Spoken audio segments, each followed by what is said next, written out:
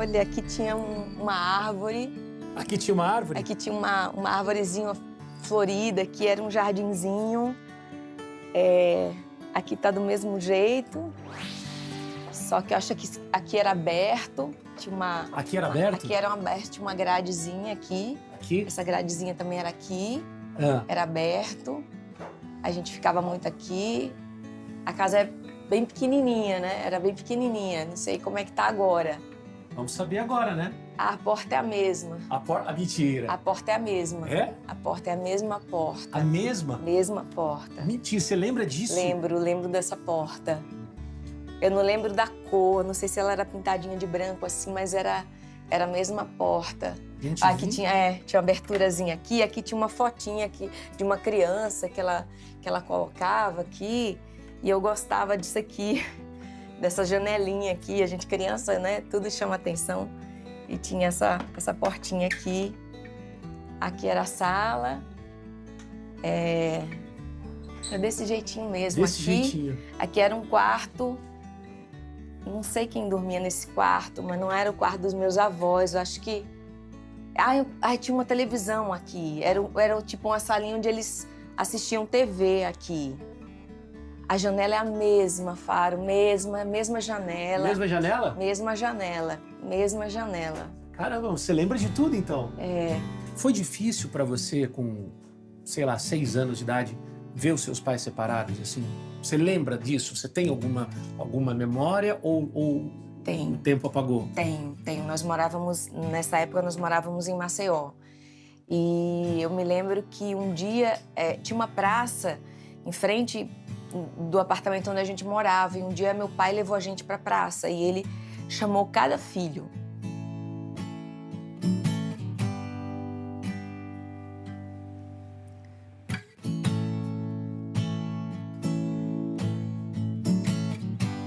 Eu era a terceira filha.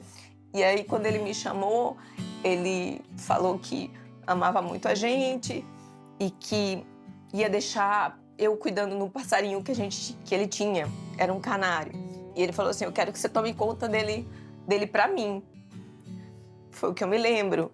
E aí ele saiu de casa e eu lembro que eu ficava na varanda, assim, numa janela, e eu ficava perguntando pra minha mãe, quando é que o paiinho volta? E ela falava assim, não, ele foi morar numa casinha aqui perto, mas ele já volta. Você não entendia? Eu não entendia, porque ele não estava mais em casa. E eu olhava pra janela e eu procurava a casinha na rua, né? E eu não procurava pra ver se ele estava por perto. E a despedida foi meio assim, né? E você vinha pra cá nesse momento, assim, depois com a separação que você começou a vir pra cá, ou você já vinha antes? Quando eu saí daqui para ir morar em Maceió, eu era muito pequenininha, eu tenho pouquíssimas memórias. Mas quando a gente voltou para morar com a minha outra avó, Jandi.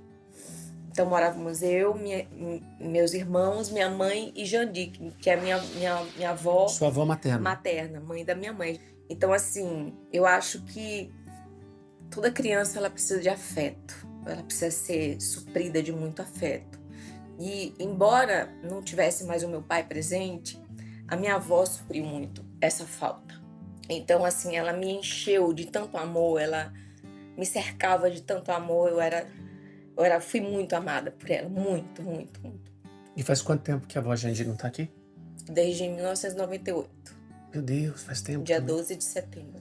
Então, tudo que você vai ver hoje vai te lembrar a tua avó Jandi, vai lembrar um momento feliz da tua família, né? Aqui também me lembra a minha avó Jandi, essa casa é da minha avó Eunice, que era o quarto dela. Aqui era o quarto da avó? Que era o quarto da minha avó. Aqui, gente, vamos ver. Né? Aqui, então, a avó, sua avó, esse é o quartinho dela. Meu avô e minha avó. E você falou da avó Jandi, te lembra, essa casa também lembra ela? Lembra ela. Por quê? Porque assim, elas não se bicavam, as duas. Ah, é? Elas não se bicavam. E a melhor amiga da minha avó Jandi morava aqui. Do lado? Do lado.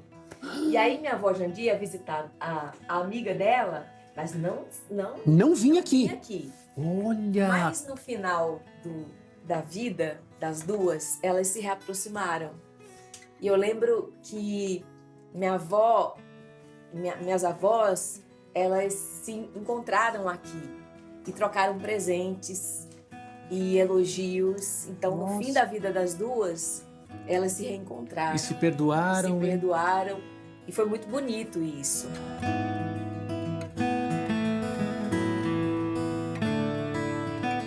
Uma coisa que você de casa deve estar se perguntando assim, mas Raquel Sherazade. Sherazade, todo mundo sabe a história da princesa Sherazade. Sim. Né? Sim. Mas quem te deu esse nome? É verdade que foi essa avó aqui, a avó Eunice, que colocou Sherazade no teu nome? Foi ela.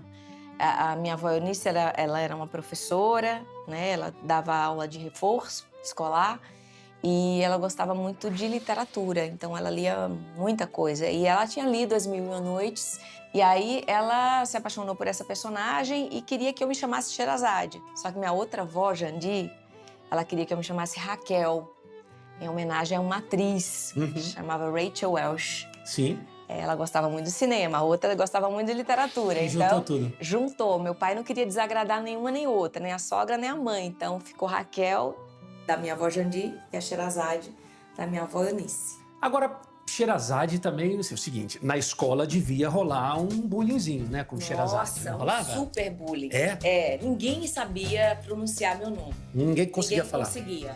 Então eu era uma criança muito tímida, muito tímida. Eu ainda sou uma pessoa tímida, mas eu era uma criança muito tímida. Ninguém ouvia minha voz na sala de aula, né? Eu procurava me esconder de todo mundo. Então na hora da chamada era certo que eu ia aparecer, porque o professor engasgava no meu nome e perguntava: como é que é mesmo seu nome? Ai, Jesus. E aí a criançada caía na gargalhada: olha o nome dela, achando o quê, não sei o quê. E aí eu queria encontrar um buraco pra me enfiar, sabe? E eu tentava dizer o meu nome, só que eu falava muito baixinho. Entendi. E aí ninguém escutava. Como é mesmo? Repita! Ah. E aí eu tinha que falar. E aí a criançada caía na gargalhada de novo, porque eu não entendia nada. E toda a minha vida foi assim, tendo que explicar esse nome pra todo mundo. Mas quando que Sherazade virou motivo de orgulho?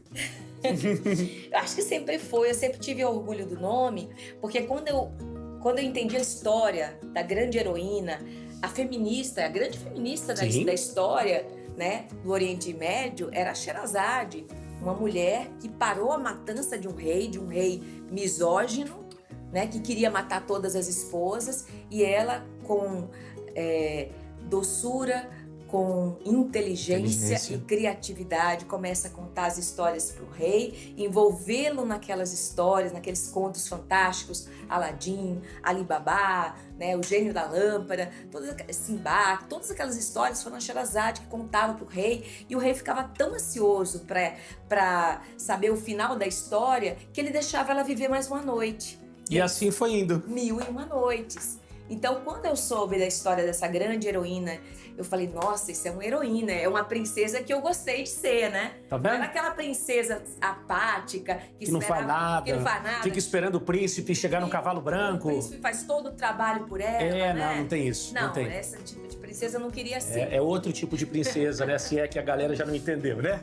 Bom, vamos continuar? Porque a gente tem aqui, ó... Bom, essa aqui é tipo uma salinha. Aqui era a cozinha. Aqui era a cozinha? Aqui tinha um banheirinho, só tinha um banheiro na casa. O banheirinho era assim. Ficava aqui. Ficava assim, era um quadradinho assim, era bem pequeno. E aqui era a cozinha. O resto era a cozinha. Aqui eu acho que era a pia, não tinha essa parte. Ah, não tinha aqui essa... era a pia, e o fogãozinho dela ficava aqui. E ela fazia um feijão, que era o melhor feijão do mundo. Você lembra do feijão? Lembro do feijão dela, que eu era muito ruim de comer, não comia nada, mas na casa dela eu comia feijão e batatinha frita.